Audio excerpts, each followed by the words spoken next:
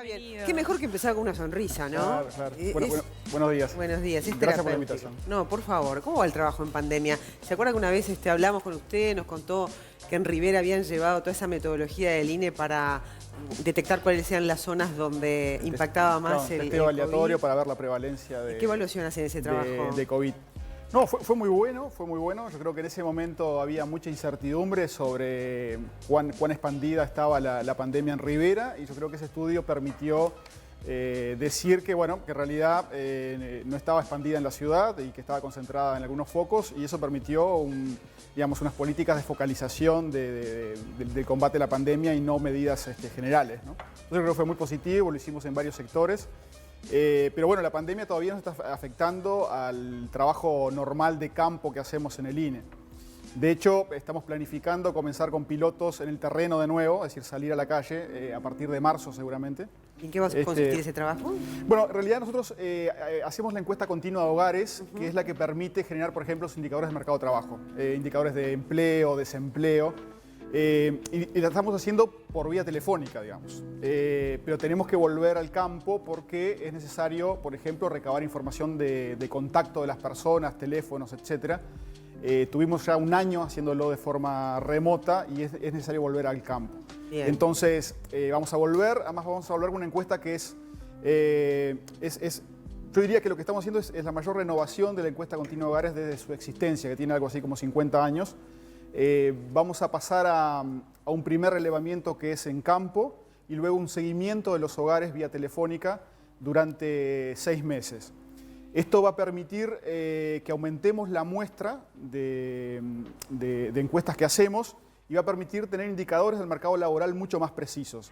O sea, si ustedes miran la gráfica de, no sé, del desempleo, es como un electrocardiograma, digamos. Es así porque tiene márgenes de error. Nosotros vamos a aumentar el tamaño de la muestra y eso va a permitir que esa gráfica sea, digamos, más estable y que, por tanto, las estimaciones que hacemos del desempleo sean mucho más precisas, por ejemplo. ¿Cómo vas a hacer con los que no buscan más trabajo? Bueno, digamos... que es importante hoy, ¿no? Hoy es muy importante.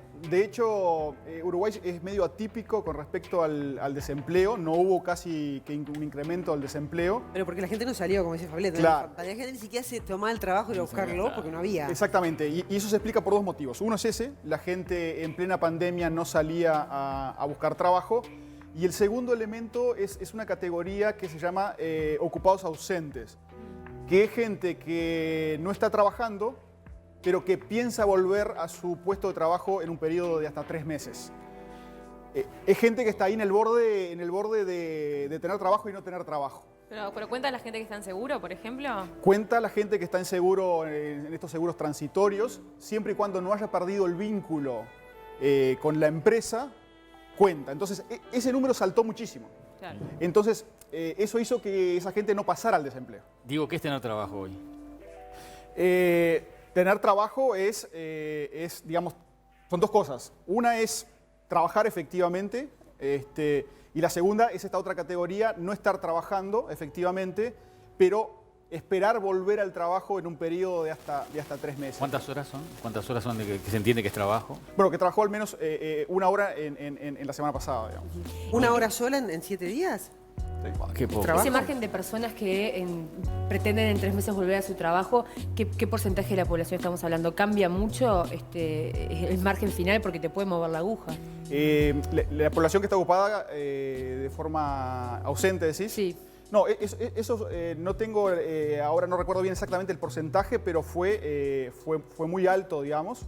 Eso fue cayendo durante los últimos meses de normalización de la actividad, pero en abril y mayo era un porcentaje importante, digamos, de la población que estaba en esa característica, digamos. Ahí va. Entonces, eso hizo que no estuvieran en el desempleo, ¿no? Claro. ¿Cuál es la estructura de consumo de los uruguayos? Y ahora vamos al tema un poco que nos convocaba esta mañana, ¿no? Que es un dato que ustedes también sacan de lo que es la cuesta de hogares y todo lo demás, y el costo de vida, en fin. ¿Cómo hicieron ese cálculo para llegar? Ahí tenemos en el aire la placa, ¿no? Que discrimina cuáles, digamos, los rubros en los que los uruguayos estructuramos nuestro consumo. Ustedes hablan de un gasto efectivo en la canasta de consumo de los hogares de 53.931 pesos de 2020, estamos hablando, sin tomar el FONASA y algún otro elemento que hace al gasto, ¿no? Sí, o sea... ¿Cómo hacen ese cálculo? Claro, el INE cada 10 años más o menos hace una encuesta de gastos e ingresos de los hogares. Es una encuesta muy grande que se hace en todo el país, llega incluso a zonas rurales y que saca una fotografía de en qué consumimos los uruguayos, ¿no? La última encuesta es del año básicamente 2017, tomó algunos meses del año 2016 y básicamente lo que arrojó esa encuesta es que, lo tenemos en la placa, que un 20%, algo más de un 20% es el gasto en alimentos, por ejemplo, en alimentos y bebidas no alcohólicas. Después, los gastos que le siguen en orden de importancia son transporte, salud y vivienda. Esos 4 gastos son más del 60% del gasto que tenemos los uruguayos mensualmente en nuestro hogar. Estas encuestas son muy importantes porque son además las que definen la canasta del índice de precio al consumo luego. Después uno mide los precios de esta canasta y dice, bueno, los precios en Uruguay o la inflación fue tanto basado en la estructura de esta canasta. ¿Ustedes ya tienen medido el IPC en función de estos números? Bueno, es una buena pregunta porque nosotros tenemos, el IPC está medido en base a la canasta anterior, que es del año 2005-2006 y que tiene una estructura de consumo vieja, digamos, claro, ¿no? En este momento estamos trabajando en el cambio de base del IPC, que de hecho va a salir para mitad de año. O sea que a mitad de año tenemos un nuevo índice de precio al consumo basado en esta canasta nueva, ¿no?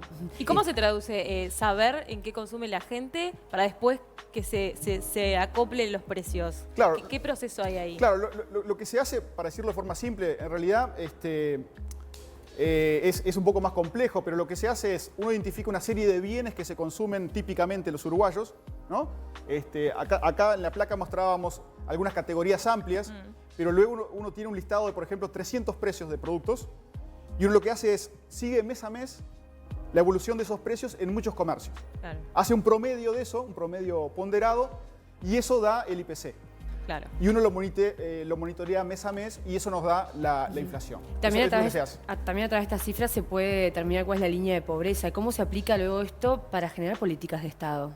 Claro, digamos, esta canasta, digamos, también se utiliza para medir la línea de pobreza, que aprovecho de decir que también estamos embarcados en un trabajo de definición de una nueva línea de pobreza basada en esta canasta, que también está previsto para mitad de año. Claro, digamos, esta canasta permite determinar una canasta básica de consumo. Uno a esa canasta básica de consumo le pone un precio. Uno dice, bueno, si tengo que consumir, no sé, tanta cantidad de arroz... Vivir me sale tanto. Claro, me cuesta tanto y por tanto, digamos, en base a la estimación de esa canasta, uno dice, bueno, este es el valor mínimo de dinero que uno necesita para no ser pobre. Para decirlo de forma simple, digamos. Quienes no llegan a eso están bajo la línea. Quienes no llegan están debajo de la línea y quienes superan ese monto están por encima de la línea. Entiendo que los cálculos, como decías, van a llegar a mediados del año, pero ¿se estima que puede cambiar mucho de lo que conocemos hoy, de la cifra que conocemos hoy? Bueno, digamos, siempre que uno define una nueva línea de pobreza y uno tiene una nueva canasta de consumo, las cifras pueden cambiar levemente. Yo creo que acá lo importante no es tanto si pasamos, por ejemplo, de 10% de pobreza a 12% por un elemento metodológico, sino la tendencia en el tiempo. Usualmente hay como escalones cuando uno cambia la metodología, pero yo creo que lo importante es observar qué ocurre en el tiempo y eso tiende a no variar mucho cuando uno hace un cambio metodológico. No, porque pienso... Esto hoy son números, pero mañana se refleja en realidad en políticas de Estado, claro, porque es el objetivo, ¿no? Tomarlas como mecanismo. ¿Se basa en esto, por ejemplo, el Ministerio de Desarrollo Social para entregar sus canastas, las tarjetas de ayuda a personas en situación vulnerable? Porque puede haber una reestructura de todo eso. No, por supuesto. Desde ese punto de vista yo creo que sí, es relevante el nivel, digamos, y no tanto la tendencia como estaba diciendo yo. Porque obviamente no es lo mismo una estimación de, no sé, una tasa de 10% de pobreza a una de 15%, ¿no? Y eso hace que las políticas sociales, en particular del Ministerio Desarrollo Social puedan ser distintas. De hecho, obviamente el Ministerio de Desarrollo Social estas cifras las monitorea de forma cercana, claro, y son parte de su insumo, incluso de la posibilidad de pedir recursos hasta al MEF, digamos, claro, para combatir, digamos, elementos vinculados a la pobreza, ¿no? y a la precariedad. Hay un número por allí que sobrevuela que es 300.000 familias en situación de vulnerabilidad, ¿no? Seguramente a través de los trabajos estadísticos que realiza el Instituto también ustedes tienen una conclusión numérica. ¿Es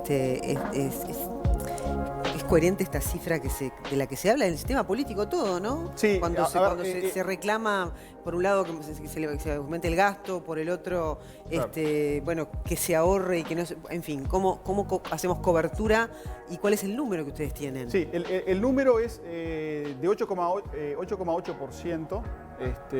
Es la tasa de pobreza en Uruguay. Y, digamos, esta línea se está midiendo desde otra vez de 2005-2006 con esa canasta que yo mencionaba que sirve para el IPC. Y son cifras que se llegan con metodologías que son aceptadas a nivel internacional, digamos. Esto no implica que no pueda existir gente que esté cerca de esa línea de pobreza y esté por encima y que esté en situación de vulnerabilidad bajo algún criterio. Obviamente eso puede ocurrir, ¿no? Y usualmente ocurre, es decir, cualquier línea que uno define es arbitraria, ¿no? Y obviamente una persona que está un poquito por arriba y otra que está un poquito por abajo son muy parecidas y seguramente uno puede decir que ambos están en una situación precaria, pero son convenciones que uno tiene que poner a un lado el corte, ¿no? Claro, o incluso los ingresos de una familia pueden estar mal distribuidos muchas veces y cuestiones de recursos necesarios se destinan para otra cosa. Claro, claro. Por eso es necesario complementar estas medidas basadas en el ingreso con otros indicadores de necesidades básicas, por ejemplo, insatisfechas, ¿no? O indicadores de pobreza multidimensional que justamente miden otras cosas, ¿no? Acceso a la educación, otros elementos. Claro, sé que estamos trabajando con números que hay que actualizar, claramente, ¿no? Sin duda, sin duda. De hecho, el INE está embarcado en este momento en 5 cambios de base, o sea, no solo el IPC, el índice medio de salarios, bueno, la línea de pobreza, el índice de precios de productos nacionales. El 15 de marzo presentamos el índice de volumen físico de la industria manufacturera, el nuevo índice que también es del año 2006. O sea, estamos en un proceso de actualización muy profundo que nos va a llevar seguramente todo este año de trabajo. Y ese porcentaje del 8% de la situación de la pobreza en el Uruguay seguramente va a elevarse bastante, ¿no? Teniendo el contexto de la pandemia. Yo no querría, digamos, adelantar conclusiones, pero es... Pero la cantidad de gente que está en seguro de paro, el sector turístico, si vos no, a sumar todo lo que ha resentido esta pandemia, no, seguro. Pega el número nosotros, si bien nosotros publicamos cifras anuales, sí, y la próxima cifra va a ser a fin de marzo, sí, nosotros monitoreamos esto de forma mensual y sin duda hubo un aumento de la pobreza. ¿Se puede llegar a los 2 dígitos? Bueno, es posible. Es posible, sí, es posible. Veamos en el promedio del año, que es lo que vamos a publicar el 31 de marzo, pero sí existieron algunos meses en que se superó sí el 10%. Hay varios grupos sociales que reclaman hace tiempo un censo nacional, ¿no? Las personas en situación de discapacidad, perdón, no sabemos cuántas son, qué tipo de discapacidad tienen, lo mismo pasa con las personas afrodescendientes y así con un montón de cosas. No hay una falencia numérica que, como decíamos, se ve reflejado luego al momento de tomar políticas públicas. ¿Se tiene pensado un censo nacional? Sí, ese es un debe que tenemos. Usualmente los países hacen censo cada 10 años más o menos. El último de Uruguay fue en el año 2011, o sea que ya estamos a 10 años de ese censo. Y estamos en este momento arrancando con el proceso de organización de un nuevo censo. De hecho, se nos aprobó el presupuesto el 18 de diciembre y ahora estamos a full con la organización del censo y con la conformación del equipo de dirección del censo. Y elementos como los que mencionabas, vinculados a discapacidad, son elementos muy importantes. Justo la semana pasada tuve una reunión con la gente de la asociación Down de Uruguay, que planteaban la necesidad de saber cuántos... Toman cifras mundiales. Claro, de saber cuántos son, porque obviamente eso luego permite focalizar políticas. ¿Qué fecha el censo? El censo está previsto de forma todavía preliminar para mayo del 23. Bien. O sea que en mayo del 23 tendríamos un nuevo censo, sabríamos cuántos somos y algunas características. ¿Cuántos menos somos, no? Porque cada vez nacen menos gente en el Uruguay. Y además en un contexto de reforma social es importantísimo. Pero algo más vamos a hacer, o sea, fuimos 3.200.000 más o menos en el censo del 2011. La tendencia es a la baja.